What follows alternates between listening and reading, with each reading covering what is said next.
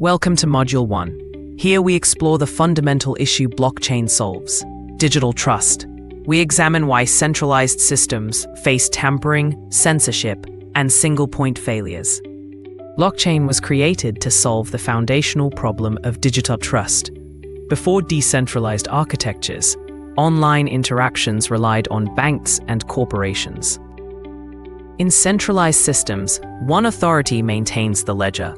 This creates three major risks: tampering by insiders, censorship by administrators, and failure from component dependence. Tampering risk arises when privileged users can alter data without immutable audit trails.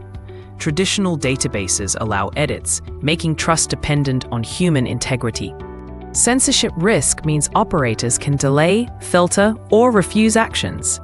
Your ability to transact depends on their policies instead of neutral, protocol-governed rules.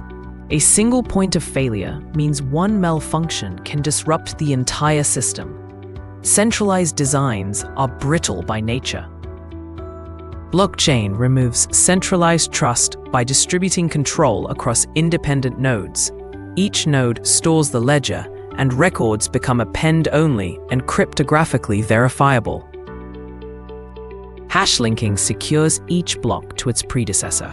Any unauthorized change disrupts the entire chain, instantly signaling manipulation. Consensus mechanisms, proof of work and proof of stake, enable the network to agree on a single history without relying on a central decision maker.